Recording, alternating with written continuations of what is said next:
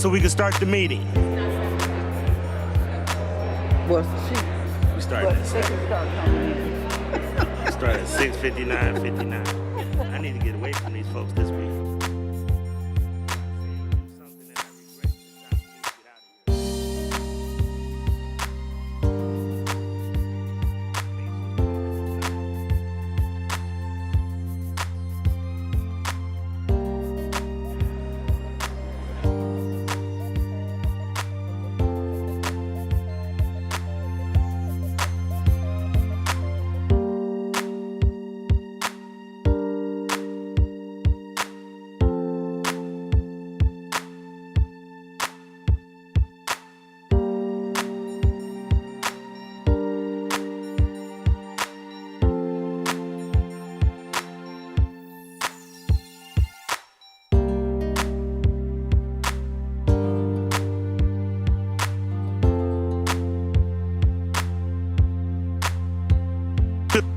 Start the meeting. All council members, if you could come in the well, we'll start the meeting.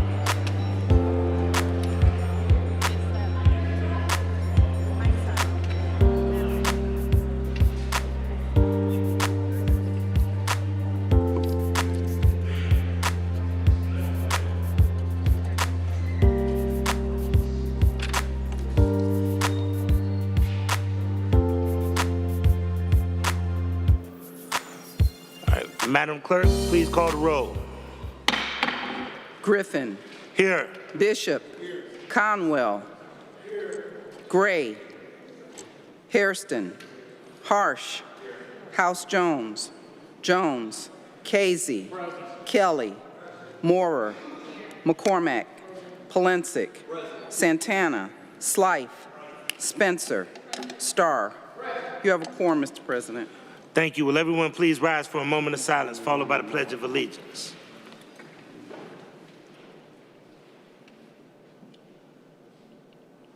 Thank you. A Pledge of Allegiance to the flag of the United States of America and to the republic for which it stands, one nation, under God, indivisible, with liberty and justice for all. Thank you. I'll make the following statement. This meeting of Cleveland City Council is a lawful meeting under Section 605.04 of the Codified Ordinances. No person with purpose to prevent or disrupt a lawful meeting shall do any act which obstructs or interferes with the due conduct of such meeting. Members of the public are invited to speak only under the rules set by this council. Disruptions, including but not limited to speaking out of turn and making loud noises and loud utterances, are in violation of the rules and interfere with the due conduct of this lawful meeting. Such disruptions may constitute a misdemeanor and a violation of Section 605.04. Anyone who disrupts this lawful meeting in violation of the codified ordinances commits misdemeanors and is subject to prosecution. The following is the first and only warning. If this meeting is disrupted, I will gavel a halt to the proceedings and direct the assembled officers to escort any person participating in this disruption out of the chamber. Once persons participating in the disruption are outside of the chambers, the officers will close the doors and the disruptors will be handled as directed by the Director of Public Safety. The council proceedings will not begin again until those that participated in this disruption have left the chamber and the chamber doors are closed. Disruptors will not be allowed back in the chamber after the meeting resumes. Again, this is the first and only warning. Madam Clerk, please dispense with the journal. By Councilmember Moorer, that the reading of the minutes of the last meeting be dispensed with the journal approved. Seconded by Councilmember McCormack. Thank you. We'll move to public comment. I would ask all council members to turn around and acknowledge the speakers and make sure the speakers once again acknowledge your time. When you see the yellow light, that means to wrap it up. When you see the red, that means to abruptly stop. Once again, the only persons allowed to speak are the persons that are allowed to set up for their 3 minutes. Thank you. And the first person that we have is Juan Collado Diaz from Ward 11, talking about the upcoming election. He's with the Libertarian Party of Ohio, not being paid by anyone. Mr. Diaz. Thank you, Council President. Thank you, everybody. Today, I want to speak to every single one of you, but also to every resident of Cleveland that is watching live on TV. This upcoming election is one of the most important elections in my lifetime and in yours too. And I know we heard that in 2016, we heard it in 2020, and we're hearing it once again. But it is the most important election. Yesterday, I had the chance to go canvassing with many of my friends for issue 1, issue 55, and issue 49. It was amazing. Today, I had the chance to meet Sherrod Brown and talk to him about the amazing issues and things that we have done for Cleveland in the past 4 or 5 years. But now, all that can be undone with just one vote wrong or one vote that goes higher than the other. This is the first time in forever that I am gonna go to the polls and vote like I really, really, really mean it more than ever. Because my girlfriend at home needs that vote, my mother needs that vote, my sisters need that vote, almost every woman in this country needs me to vote. They need every single one of you to vote also. I remind everybody, if you're registered, take the time to get out and vote. It's so important, and I know we keep saying it's so important every 4 years, but this year is so important. When we elected Barack Obama, we elected the first black president in the United States. This year, we have the opportunity to elect the first black woman president in the United States, which is so important for our history. It is so important for diversity, but most importantly, to keep this country in line, keep justice to this country, and keep the people of this country safe. Think about this for everybody who has a child. Who will your child remember you vote for? Will you vote for the right candidate? Will you vote for the one who's gonna destroy us slowly? This past week, I was in Camps Corners with some friends to where there was a rally, and the rally was full of far-right fascists, because there's no other word to describe them, screaming racial slurs at me. On top of that, they were screaming and just chanting horrible things about many things. My island in the past weeks has been called trash, has been degraded, and our people has been degraded for many, many centuries by the United States. It is time for us to stand up together and vote for a better America, for a better Cleveland, and for a better world. So I encourage you again tomorrow to vote. If you need help or assistance, there's many places you can go, and RTA will be free from 3 a.m. to 3 a.m. the next day for all those that need a free ride. And if not, you can find me online, and I will find you a ride if you need to get to the polls and back home. Thank you so much. Thank you. Next, we have Diab Dar Issa, Ward 11, to talk about the gas station on Madison Avenue and West Boulevard, Coalition for a Better Life. And he is being paid by Coalition for a Better Life. DR, you have the floor. Before I get started, I am not being paid. I do want to make that very clear. And hello, good evening, council and attendees. My name is Diab. I've spoken in public comment quite a few times in the past. I'm sure you recognize the voice. It's a unique one, I've been told. I want to start off my speech by saying that I work nights. You might wonder why this is relevant, and you'll soon see why. I worked late Tuesday night, and I slept in Wednesday afternoon. Well, imagine my surprise when I got an email confirming I have a slot to speak. I was sleeping and did not sign up.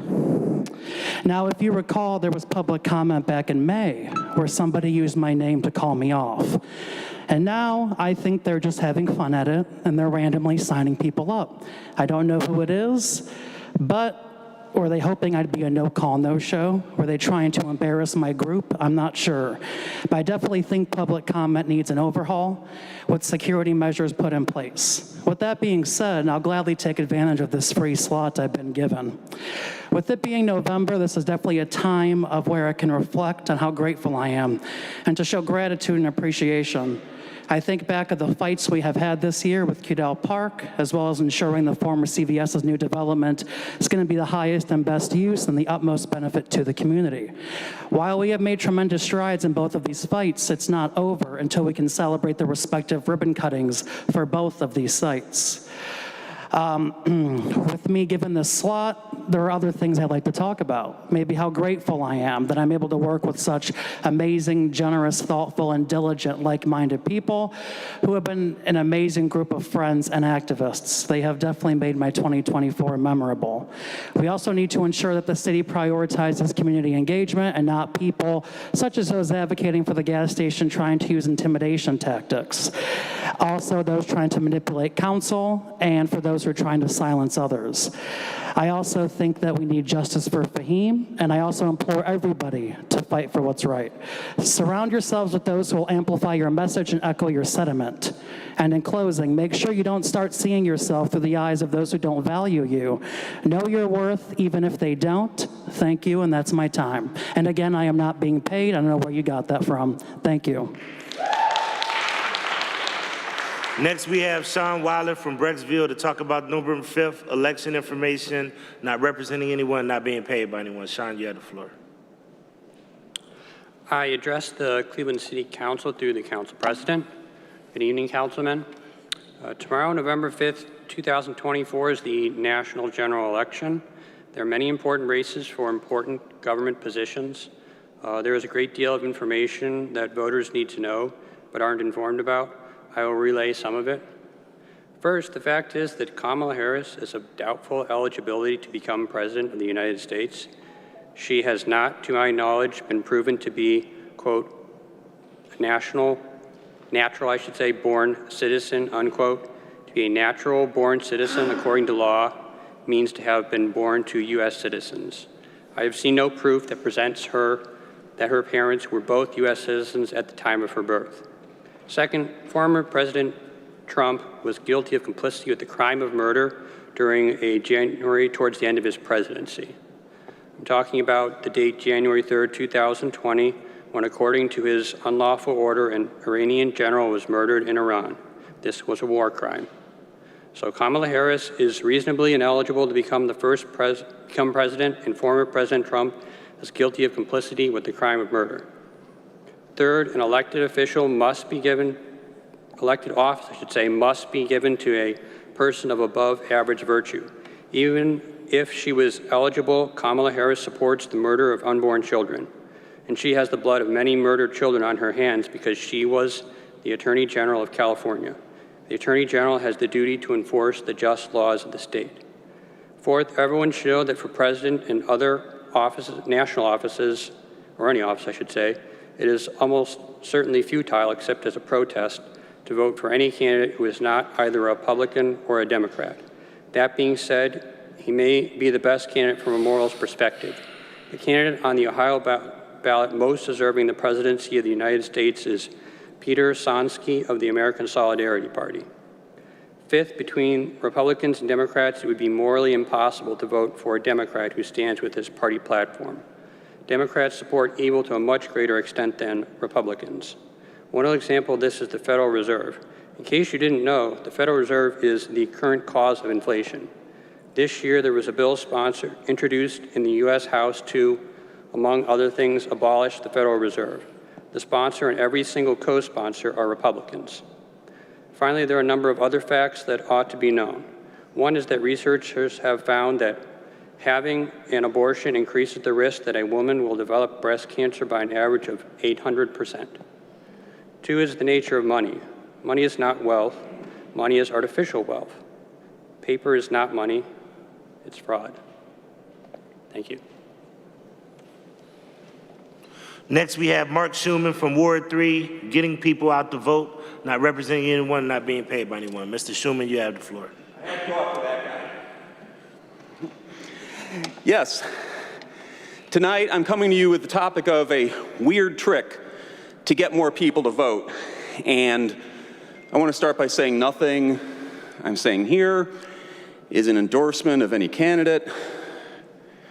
No ballot issue. It's just my opinion.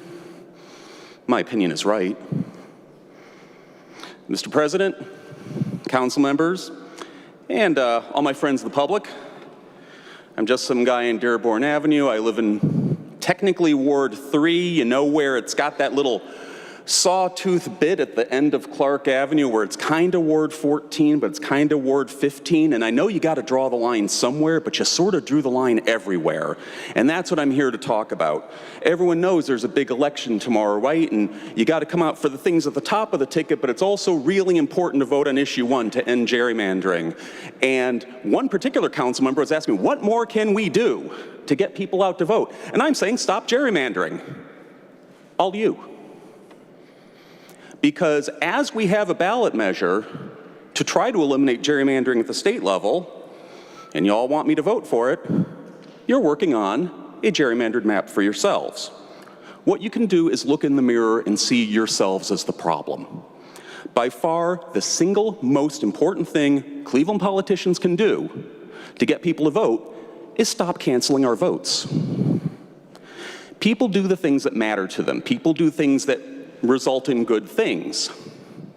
So if you go to work and you don't get paid, you stop going to work. If I go to vote and I keep having majority and I keep having an undercut, I'm going to stop voting. So let me say that again. When voting doesn't matter, people are going to stop voting. So when has our vote not mattered? I've only got 3 minutes, but let's talk about 2017. Huge grassroots effort to undo the Q deal because it was a ripoff. And this council snuck in legislation to sign a contract. It's a long legal story, but basically you made it so it was illegal through actual crap legal tactics, made it illegal for us to undo the Q deal. So our votes mattered so much to you that you had to shut them down. We voted for many other things, but you need me, you need everyone to vote so hard in these even-numbered years, but where are you in the odd-numbered years? Where are you in the years when you are on the ballot and you want low turnout? Because yeah, that's right, y'all looked up. You want low turnout because that benefits incumbents. 13 out of 14 incumbents got reelected. And the turnout, there was no... Time. Thank you. Mr. President. Thank you. Next is Fauzi Badur, Ward 11, Cleveland Browns. He's not representing anyone. He's not being paid by anyone. Fauzi. Good evening, Council President, Council. It's about time. 5 weeks I've been blocked out now. Thank you. I want to talk to Mayor Bibb. Mayor Bibb, we stand in with you. You stand into to those billionaires, beggar owners of the Cleveland Browns. We stand in with you. You represent the dignity of this city, and this city has a lot more dignity than all the billionaires in the world. We're with you. Council President, with your permission, I'd like to focus on something on the east side. Chairman Fahim is a community activist. He's not extortionist. He never threatened anyone. He said that, and I believe him. Community activists don't lie. I've been a community activist for 45 years.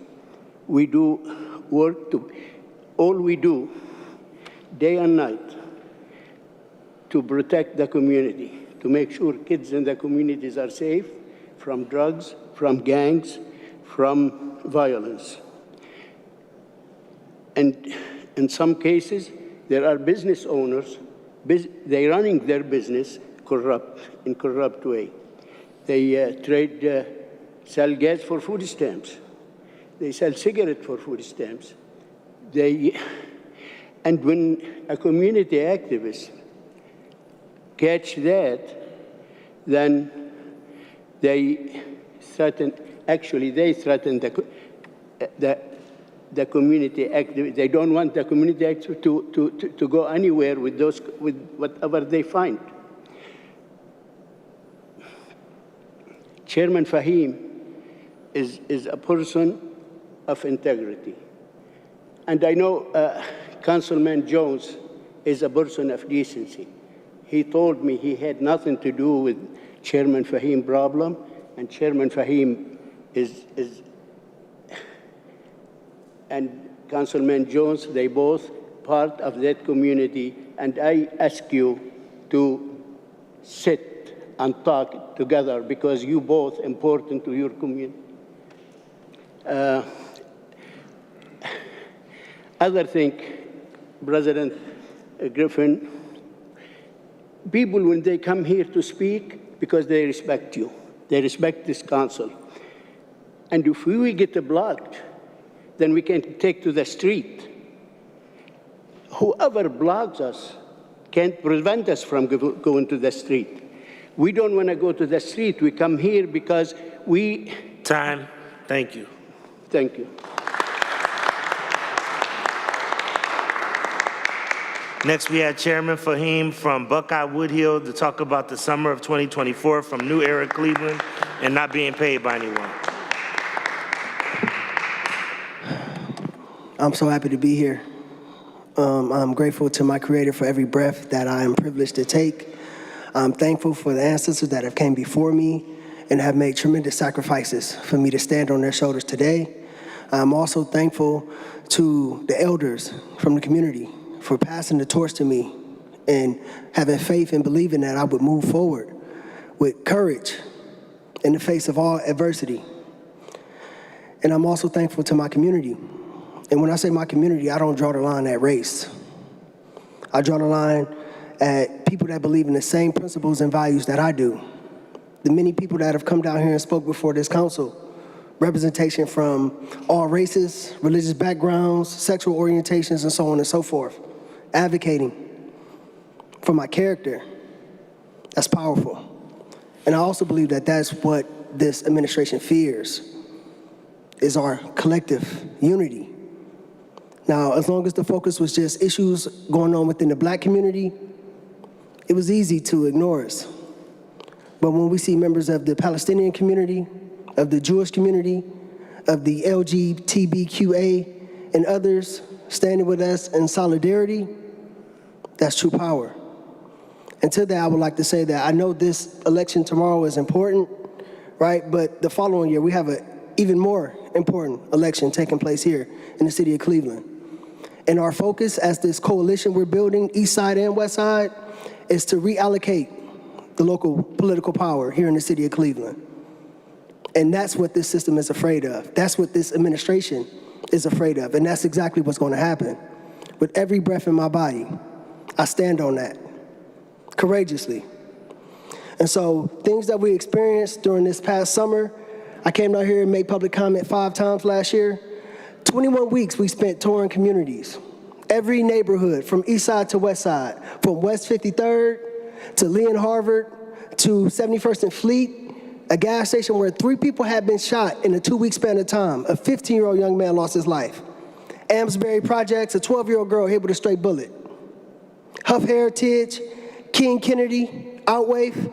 And the premise of this engagement was to, 1, build relationships and community. Because that's the most important asset that we have. That's the most important tool and resource that we have, relationships. Number 2, showing up at some of these businesses, right? Human trafficking is our number 1 focus. Violence prevention is our number 2 focus. So we are hyper-focusing on the business in the neighborhood is for one of those 2 reasons. And if a business is taking issue with us showing a presence at that business, it's for 1 or 2 reasons. And it's just concerning to me to see members of this body protecting predators in our neighborhood. Thank you, Chair. Next, we have State Representative Terrence Upchurch from Ward 7. He's here to talk about State House updates. Issue 1, Ohio House Representatives not being paid by anyone. Mr. Upchurch. Thank you, Mr. Speaker. Well, good evening, members of council. I came here to urge you to pass Councilman Starr's resolution 1083-2004. Okay, 24. It appears that you've already passed it. I meant to get here a couple Mondays ago. I appreciate your leadership on this. As you all know, issue 1 is the last chance we have to create balance in the state legislature and create a legislature that's reflective of the people of Ohio and not of one party. So I just wanted to come and thank you for your leadership on this. I look forward to getting it passed, and I look forward to continue to work with each and every one of you as we move forward after it passes. Thank you, Mr. President. Thank you. Next, we have Daniel Gray. Daniel Gray is not in Cleveland to talk about CPP, and he is representing CUB Ohio. Daniel Gray. Hey, all. Thank you for your time. Well, I'm not going to comment directly on the proposed legislation today regarding CPP. I do want to comment on the importance of Cleveland Public Power to our community. Citizens Utility Board, Cub, Ohio, advocates for consumers across Ohio to ensure affordable and reliable utility service. As a part of that mission, we track reliability numbers as reported to the federal government, the Energy Information Agency. And these numbers show the value of public utilities to Cleveland. By the numbers, CPP is consistently outperforming our investor-owned utilities CEI across the three most important categories we track: the number of outages per year, the total minutes of missed customer service, and the average outage duration per customer. The federal reporting shows that across the past 5 years, CPP has had less outages, less minutes of outage per customer, and shortage outage duration on 14 of the 15 metrics that we're tracking.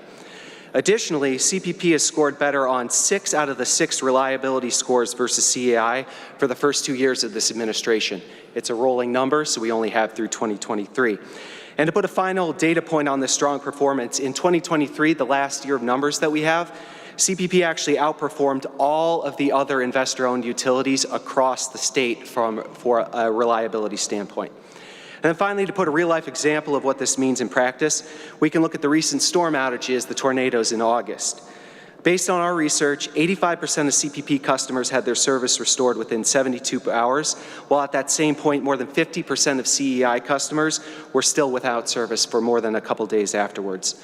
And this is not surprising because CEI has to take care of hundreds of thousands of customers outside of the city of Cleveland.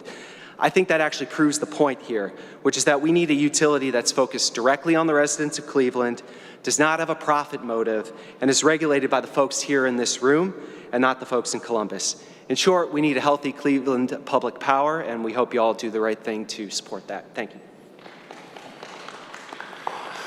Thank you. Next, we have Dolores Gray, former colleague, and she's from Ward 5, and she's here to talk about community effect in Ward 5, not representing anyone, not being paid by anyone. Dolores Gray. Hello, everybody. Council, President, Mayor. Hi, Dolores Gray from Ward 5. Resident of Ward 5, everybody's neighbor. So I'm coming here to talk about the asset mapping. That's very important to our ward. We got introduced to it at our council meeting with Molly in October when she came in. So I was aware about it in Ward 4 when Councilwoman was talking about it in her meeting. So I just wanted to bring to attention that this asset mapping is very important to everybody in everybody's community, because this is our vote and our voice. This would determine what we want in our ward and what we want to see, without blaming it on what council's not doing. This is up to us as residents in our community. I'm a resident, everybody's neighbor. I actually took the asset mapping out in Ward 5 community. I did 70% of Ward 5 door-to-door mapping for the residents to understand what the mapping means. I went to the houses, I talked to people in the high-rise at the house in the neighborhood, because a lot of our residents did not understand about this. They're not even aware what the asset mapping is all about. So education is very important to our community about this asset mapping. You know what I'm saying? So when I went out to the high-rises, the managers actually allowed me to put it in the elevators. When I went out to the homes, I cleared the homes and talked to everybody. The seniors, they actually took the package because they don't do the IQ code.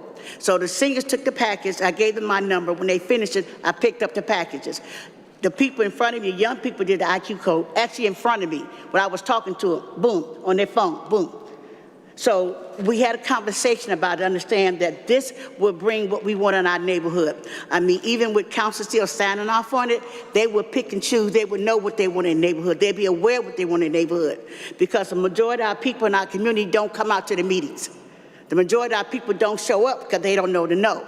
So education is knowledge, and I just want to put it out here what this asset mapping means, because voting is coming up. This is our vote, and this will be your vote as well, if you need the support of your community. Thank you. Thank you. That concludes public comment. Madam Clerk, please share the communications.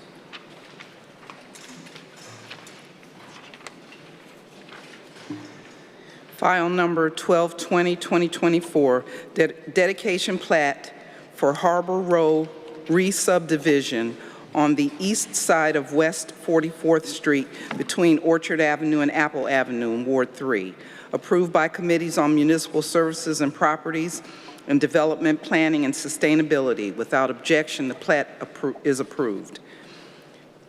from the Ohio Division of Liquor Control, file number 1211, 2024, regarding a transfer of ownership application at 11312 Buckeye Road, Ward 4. File number 1212, 2024, regarding a transfer of license application at 3614 Euclid Avenue, Ward 7. File number 1213, 2024, regarding a transfer of ownership application at 12501 Lorraine Avenue, Ward 11. File number 1214, 2024, regarding a new license application at 4900 Pearl Road, Ward 13. Thank you.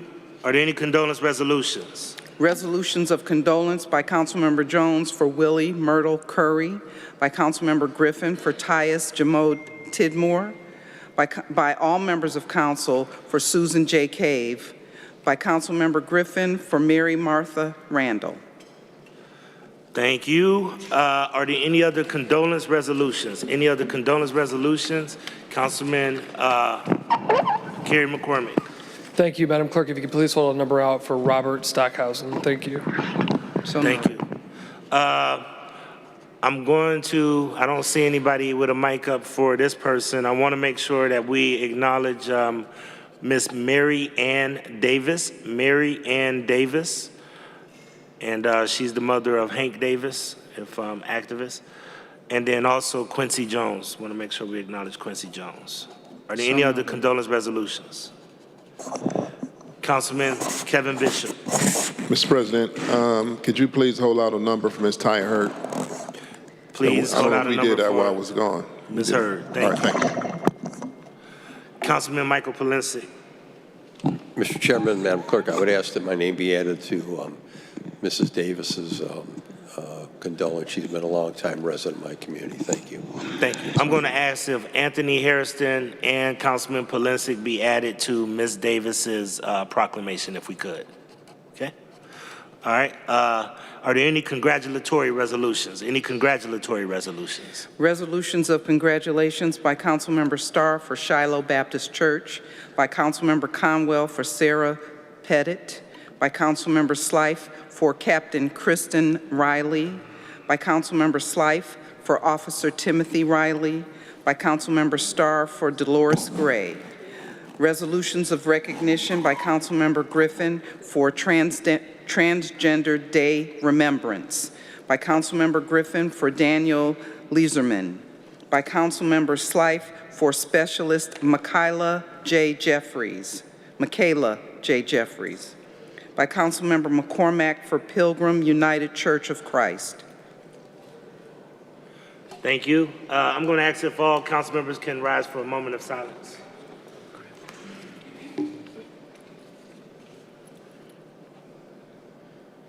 Thank you. We don't have any presentations, so I will move to first reading emergency ordinances referred for administrative review and committee review.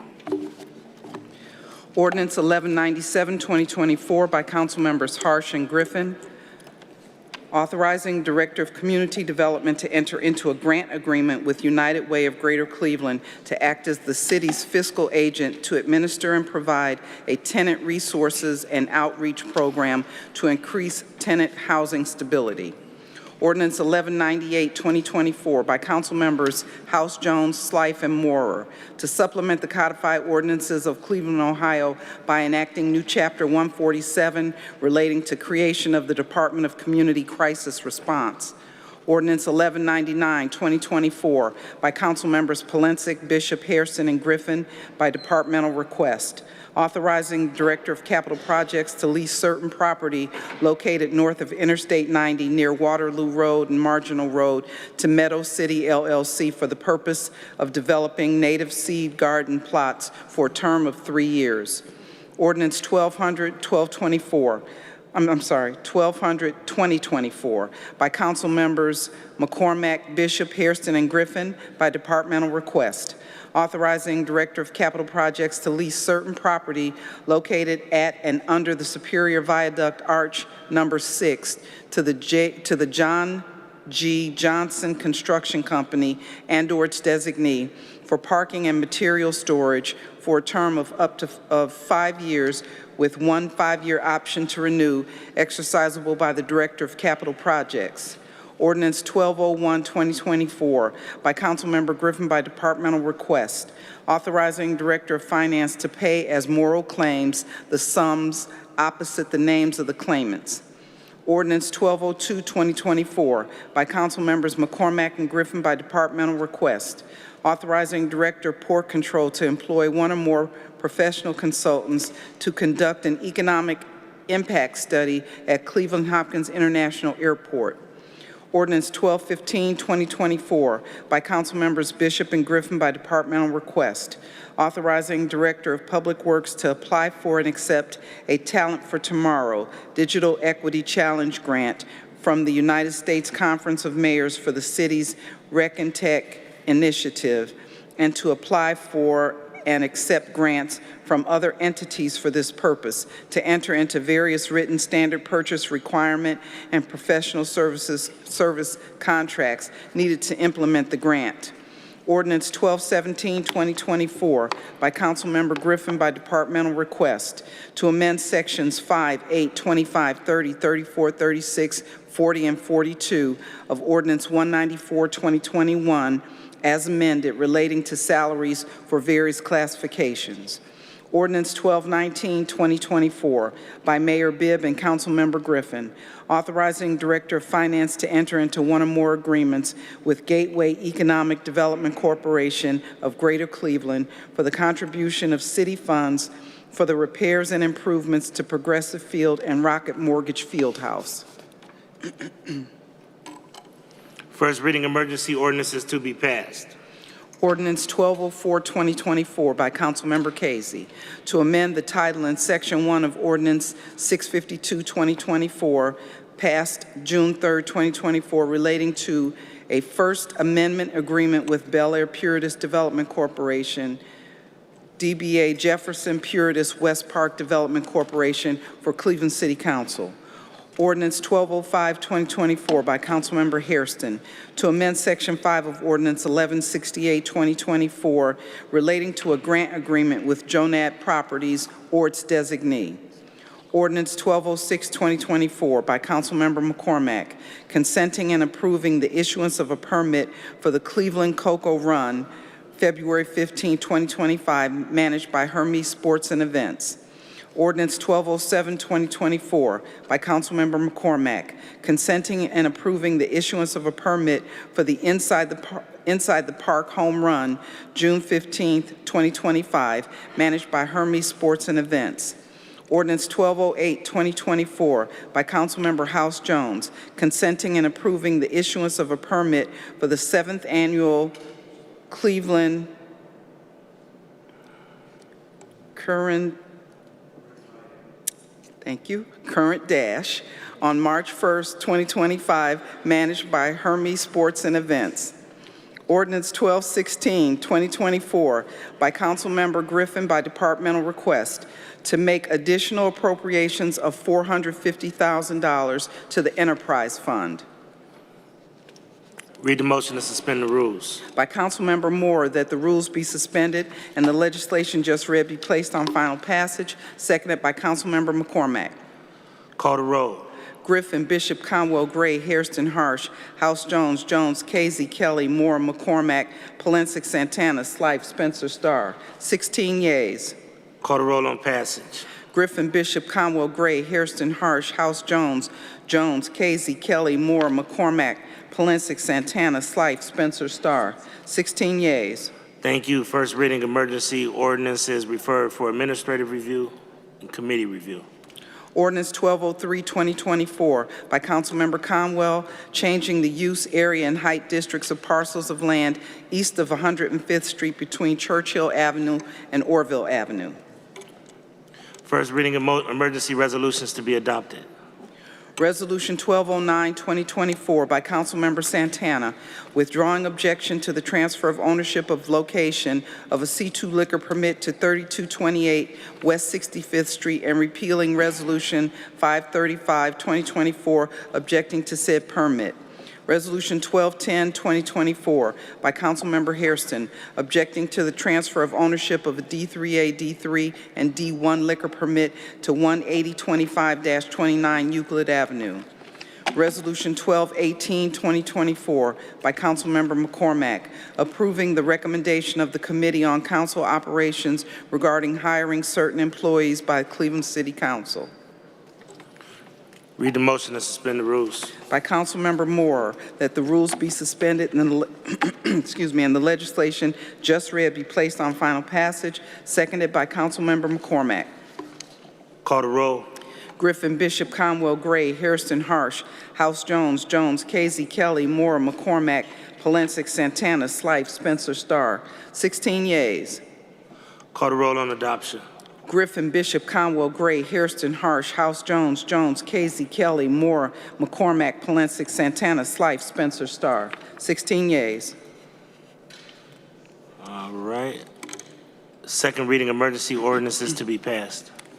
Ordinance 551, 2024, by Councilmembers Casey and Griffin by departmental request, determining the method of making the public improvement of constructing the Brookfield Avenue, West 130th Street, Dearborn Avenue, East 27th Street, East 48th, East 93rd Street, Park Ridge Avenue, Brookside Drive, West 19th Street, West 63rd Street, and West 89th Street area sewer replacement or rehabilitation projects, authorizing Director of Public Utilities to enter into one or more public improvement contracts, authorizing Director to employ one or more professional consultants necessary to design the improvement, and authorizing the Director to apply for and accept any loans or grants from any public or private entity. Ordinance 587, 2024, by Councilmembers Bishop, Casey, and Griffin by departmental request, authorizing the purchase by one or more requirement contracts of labor and materials necessary for analysis, identification, storage, remediation, transportation, cleanup, emergency response, recycling, and disposal of various chemicals, hazardous waste products, and other non-hazardous and recyclable waste materials, routine industrial cleaning, and required training for the divisions of water, Cleveland Public Power and Water Pollution Control, Department of Public Utilities, and Department of Public Works for a period of 2 years, with 2 one-year options to renew, exercisable by the Director of Public Utilities. Ordinance 624, 2024, as amended, by Councilmembers Casey and Griffin by departmental request, authorizing the Director of Public Utilities to enter into one or more agreements with CHN Housing Partners to administer energy, water, and sewer conservation services to low-income homeowners for the Division of Water, Water Pollution Control, and Cleveland Public Power, Department of Public Utilities, for a period or periods not to exceed 1 year, with one options to renew for a period or periods not to exceed 1 year, exercisable by the Director of Public Utilities. Ordinance 639, 2024, by Councilmembers Moore, Griffin, Polensek, and Santana, to amend the title and Chapter 352 and Section 352.01 of the Codified Ordinances, and to supplement the codified ordinances by enacting new Section 352.13 relating to lighting requirements for outdoor parking lots. Ordinance 838, 2024, by Councilmembers Bishop and Griffin by departmental request, authorizing Directors of Public Works and Capital Projects to convey and grant various easements to the Ohio Department of Transportation at a city-owned property within the Garfield Park Reservation in the city of Garfield Heights for the purpose of replacing the Broadway Avenue State Route 14 bridge and declaring the easement rights no longer needed for the city's public use. Ordinance 1010, 2024, by Councilmembers Hairston, Bishop, and Griffin and Polensek by departmental request, approving the report of the Assessment Equalization Board of objections concerning estimated assessments to design, inspect, reconstruct, repair, and/or install roadways, sidewalks, driveway aprons, curbs, including adjustments of castings and landscaping if necessary, encroaching upon the public right-of-way on Euclid Avenue, on Euclid Beach Boulevard, entire street, and East 159th Street from Euclid Beach Boulevard to Lakeshore Boulevard, determining to proceed with the improvements and adopting the equalized assessments. Ordinance 1054, 2024, by Council Members Casey and Griffin by departmental request, authorizing the purchase by one or more requirement contracts of labor and materials necessary to test, inspect, maintain, and repair bucket and derrick trucks for the Division of Cleveland Public Power, Department of Public Utilities for a period of 2 years. Ordinance 1055, 2024, by Council Members Casey and Griffin by departmental request, authorizing the purchase by one or more requirement contracts of duct line, street lighting bases, and pull boxes, labor and materials necessary to install, repair, replace, or maintain the duct line, street lighting bases, and pull boxes, and other related incidentals for the Division of Cleveland Public Power, Department of Public Utilities for a period of 2 years. Ordinance 1079, 2024, by Council Members Casey and Griffin by departmental request, authorizing the Director of Public Utilities to enter into one or more contracts without competitive bidding with Windstream Communication, DBA Kinetic Business by Windstream, for telecommunication service lines, for primary and backup communications, for SCADA control, security cameras, and telephones, and at various locations, which are outside of Cuyahoga County and beyond the AT&T service area, and to authorize payment of monthly charges to Windstream for a period up to 3 years for the Division of Water, Department of Public Utilities.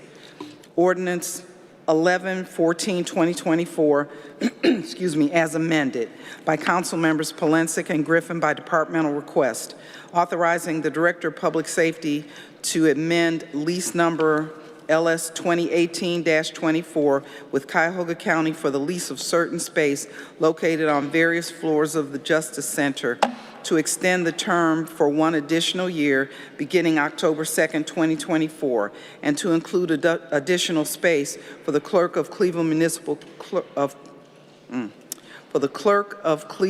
Municipal Court located on the 4th floor of the Justice Center.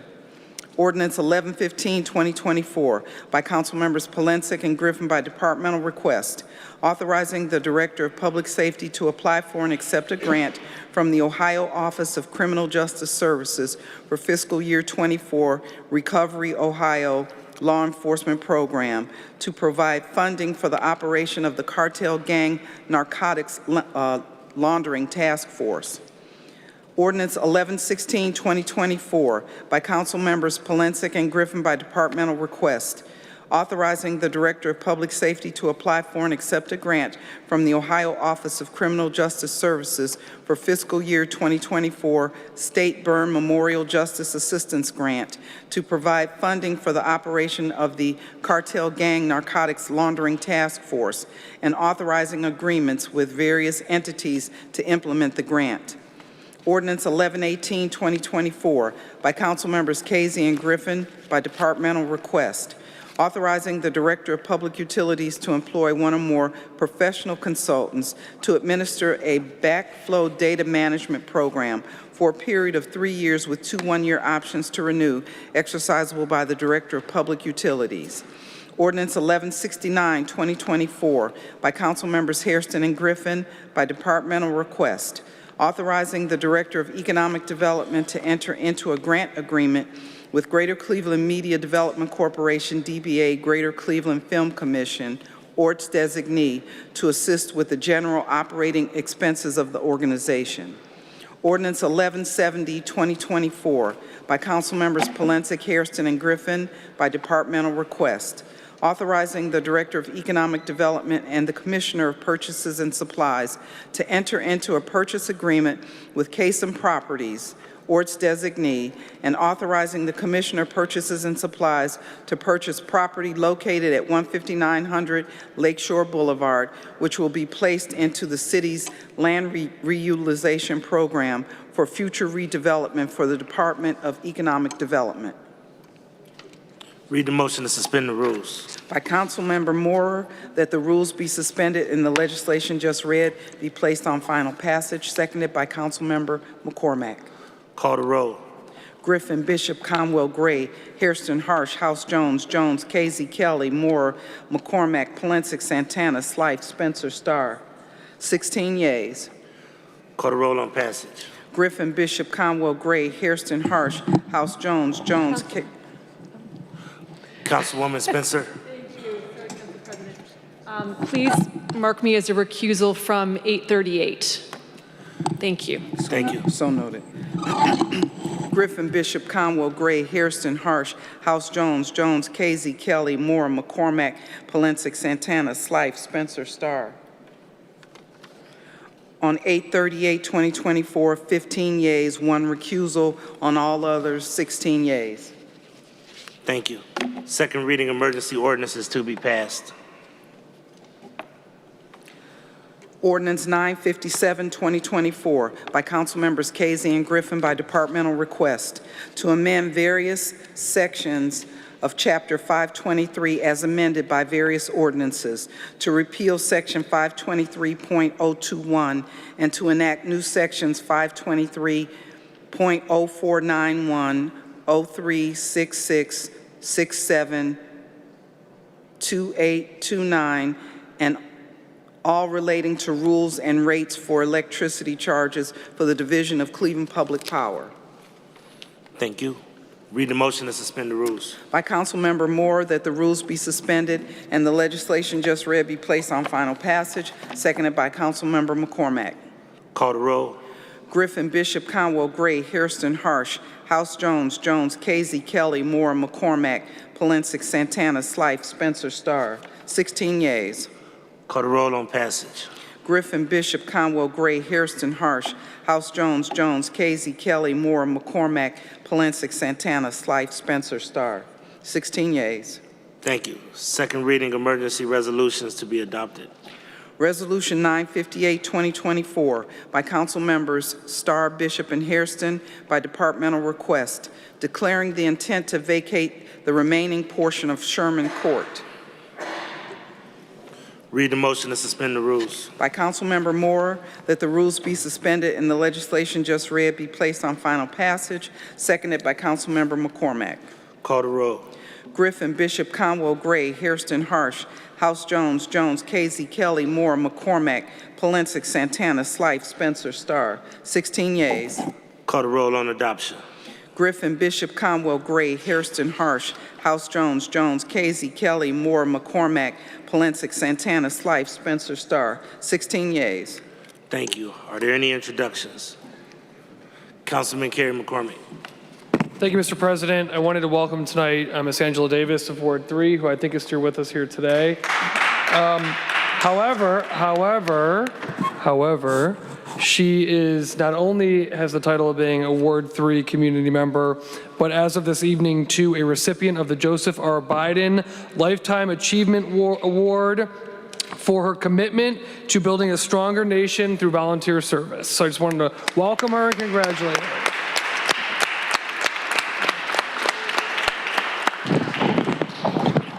Thank you and congratulations, Ms. Davis. Are there any announcements? Councilman Kevin Conway. I'm going to bring up Angela Davis next week for a presentation. I am, council members, she's an activist, and I've been knowing her before you were born, Councilman Starr, and we were working in the neighborhood, in the community together. Isn't that right, sister? That is true, so I'll bring her up next week. The White Chilius is here. Can you please stand up? The White Chilius, he saw me when I was walking in the neighborhood. He wants to meet with the mayor. But let me say this about the White Chilius. He has brought in some of the baddest groups into the city of Cleveland. Cameo, Parliament's Funkadelics, Kool and the Gang. He's a promoter. He wants to do a big show, I think, next year at the stadium. And he wants to meet with the mayor so we could do big shows like Detroit. You stopped me and bring that up to me, but I remember. And you're one of the greatest promoters we had in this city, the White Chilius. Thank you, and God bless. Thank you. We'll move to introductions or announcements. Councilwoman House Jones. Yes, good evening. I just wanted to take the time to announce people and invite people out. Myself, Council Member Moore, and Councilman Life will be with the family of Tanisha Anderson to go over the introduction of Tanisha's laws that was introduced this evening. It will be held at 3:00 p.m. on Tuesday, November 7th at the Case Western Reserve University Law School.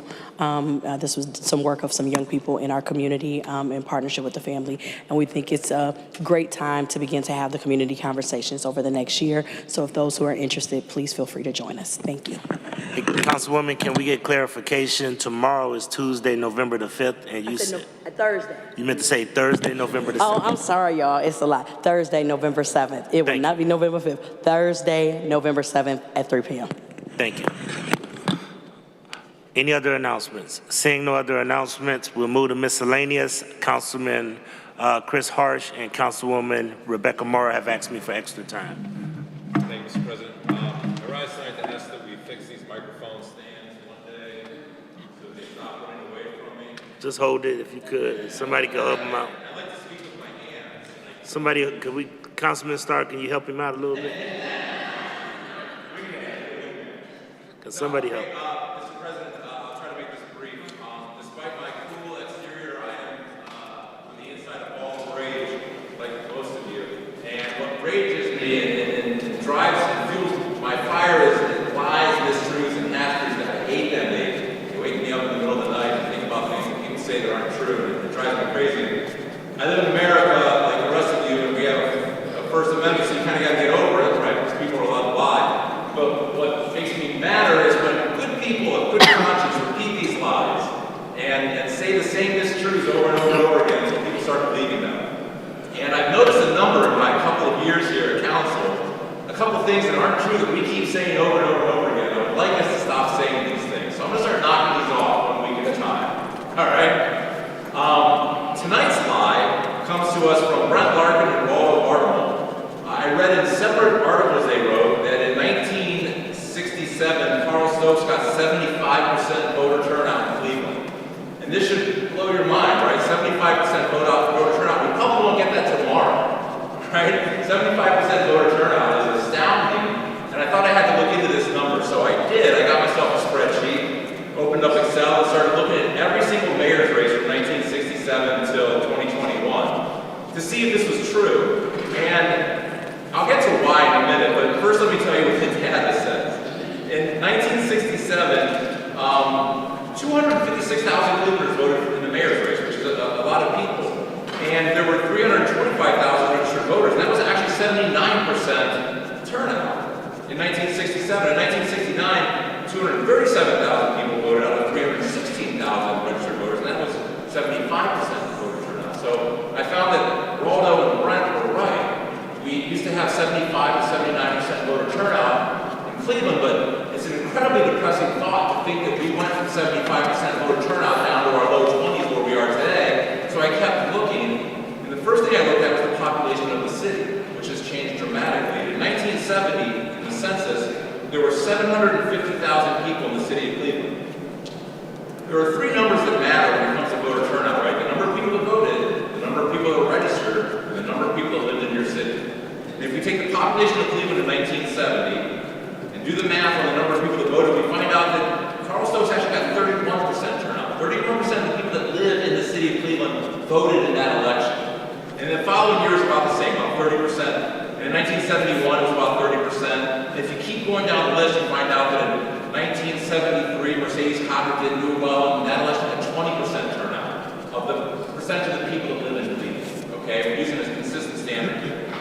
In 1979, we got back up to 29% when Voinovich won, but in 1981, we fell back down to 24%. And then I looked at 1989, when Mike White won the election for mayor. There were 153,000 ballots cast out of 312,000 registered voters, which is about 61% of registered voters.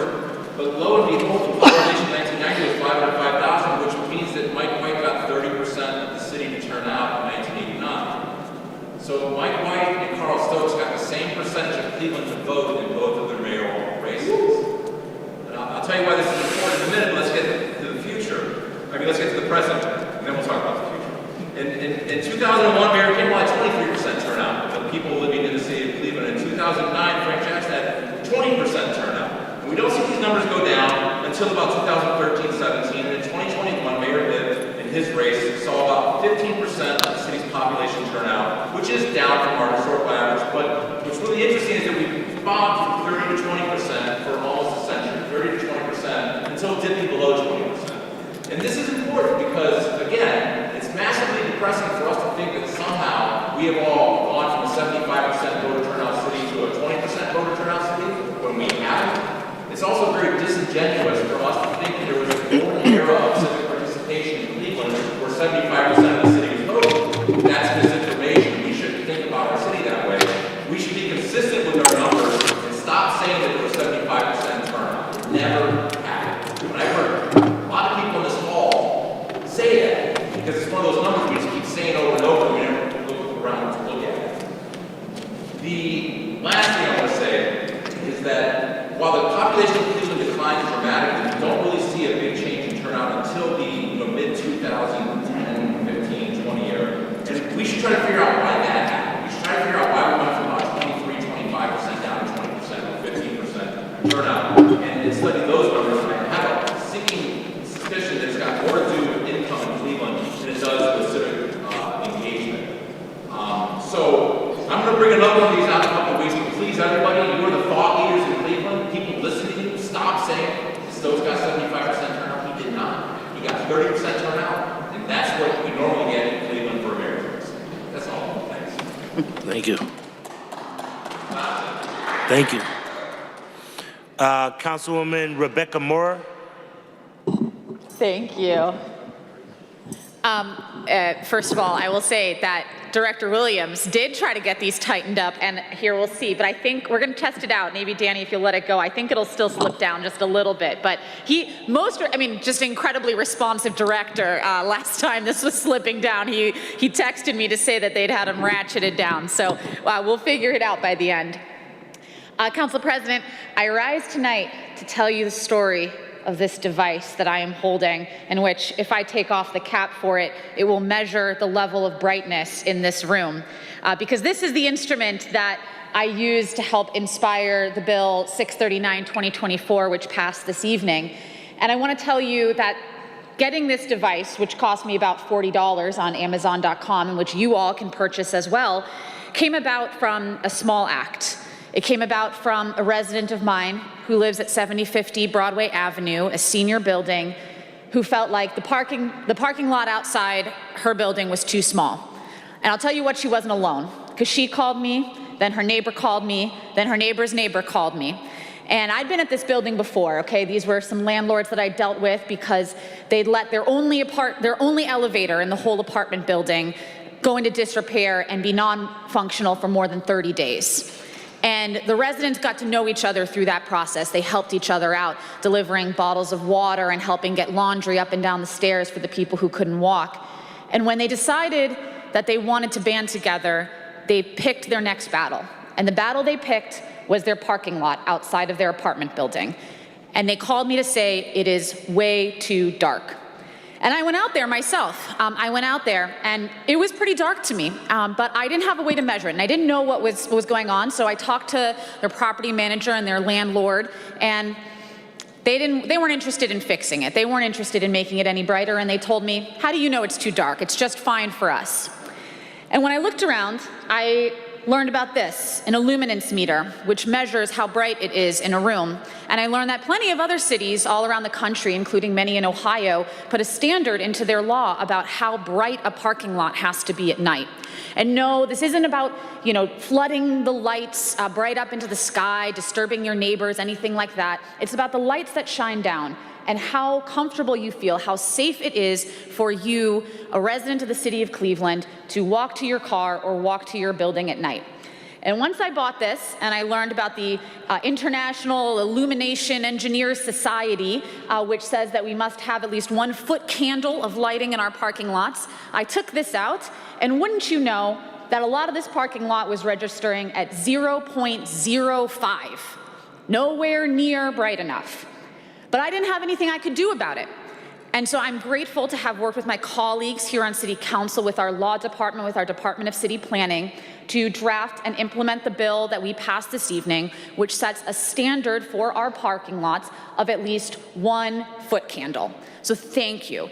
It all started with a small act. And truthfully, on the eve of big election, small acts matter. When you make a call, an act of kindness, a vote, those small acts matter. And I want to truly just say thank you to the residents of 7050 Broadway Avenue. I will continue to fight for you, whatever next battle you pick, and you have made Cleveland a little better and a little brighter. Thank you. Thank you. Very creative piece of legislation. I was proud to join Councilman Mike Polensik on that. We've had similar issues with senior buildings in Ward 6 and throughout the city. So I know it doesn't seem like a big piece of legislation, but it's probably one of the most meaningful pieces that we've seen in a while. So thank you so much, Council Lady, for doing that. Appreciate you.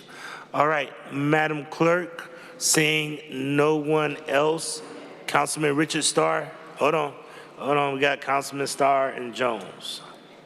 Y'all do know we still got to go work campaign tonight too, right? We shouldn't have been here all day today. All right. Don't do that. Go ahead. Y'all select the schedule.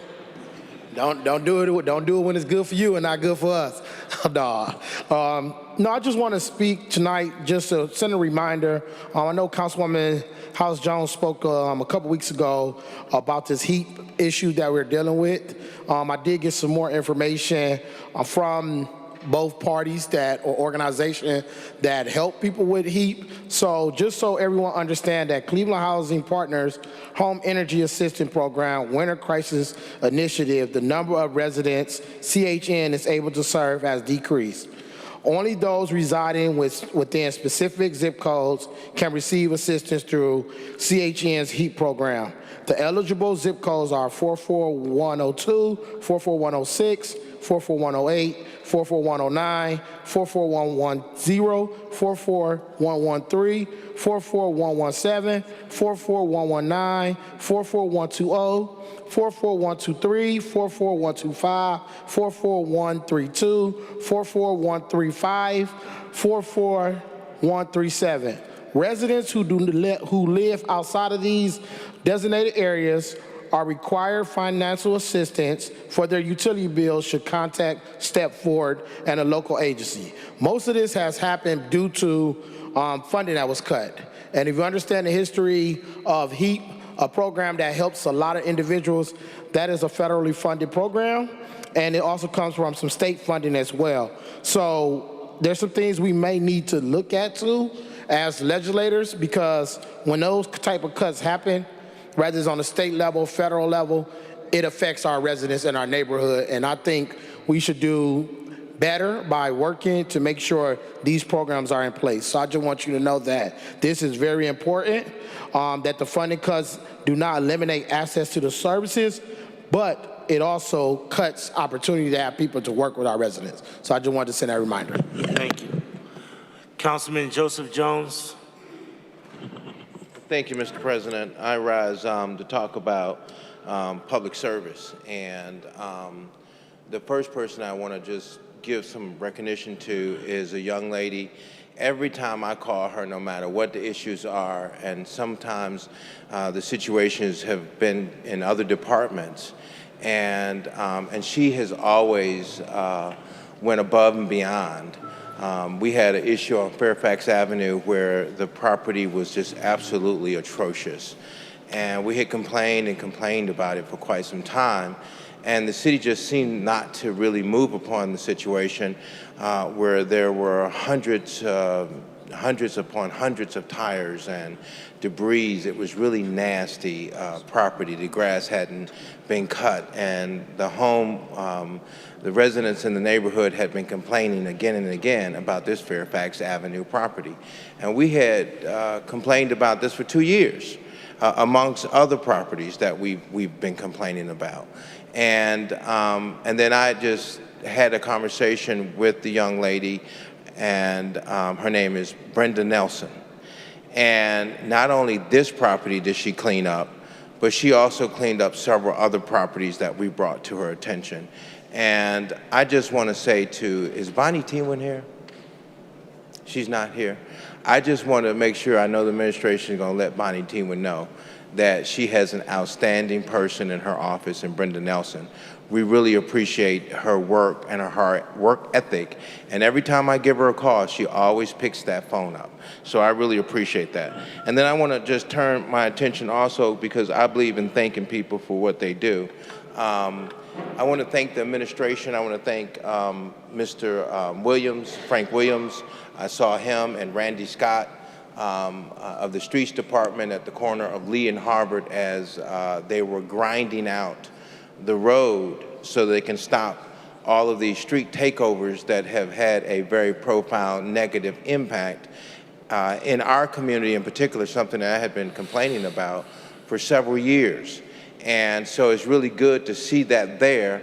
I haven't seen anybody spinning around in their cars at that intersection, so I don't think they'll be able to do it unless they tear it up pretty good. So I just want to say thank you to Mayor Justin Bibb, your administration, for getting out there and helping our citizens. We've received a lot of positive phone calls from our citizens, so I thought you ought to know that. Really appreciate that happening. And then lastly, I just want to talk about this election. And we heard my colleague talked about lies and people with mistruths. It is so critical that we get out and vote. This election right now couldn't be no more clear, a dark versus a positive light. And a person who represents division and hate and racism, and a person who's talking about bringing the country together, not dividing the country. Donald Trump has lied to the American people over 30,500 times. We can't trust him. And so I just want to say to those who are listening to my voice, please get out and vote. Our very democracy depends upon you getting out and voting on November 5th. And if you don't get out there and vote on November 5th, and he's elected the next president of the United States of America, then all you can do is look at yourself, because he already told you what he wants to do. And what he wants to do is to take democracy away and be a dictator. And he's already moved in that direction with the appointment of the Supreme Court. The Supreme Court has done more things and more damage to this country than what we have ever come to a realization to. So, Mr. President, and to my colleagues and to those who are hearing me, make sure you vote tomorrow. Our democracy depends upon it. Thank you, Councilman. Do I have Polisic or Conwell? I just want to say, and he always works with me, with you were just narrating, Councilman Starr. When we go down to NLC, we'll get together, and then when we come back to Cleveland, then we'll do whatever we have to do to help fight for people dealing with the HEAP program. I know that Council Member Brian Casey is going to bring them to, to his meeting to discuss issues and concerns. But us as legislators, we have to go down, maybe if we have to go down state, or if we have to go down to Washington like Deborah Gray had to do. And when we did a HUD, then we got to do what we have to do to fight for our people. They got to see us fighting for them. So we'll get together and put together some plans and some systems so we can do what we have to do, like we're doing with the lead issue with HUD. And I got your email also about CMHA. So we'll meet in December also on that. Thank you. Thank you. All right, Madam Clerk, please excuse the absences. By Councilmember Moore, that the absence of Councilmember Santana is hereby excused, seconded by Councilmember McCormack. Thank you. This council is adjourned to the call of the chair. The next meeting of council will not be until November the 18th. November the 18th.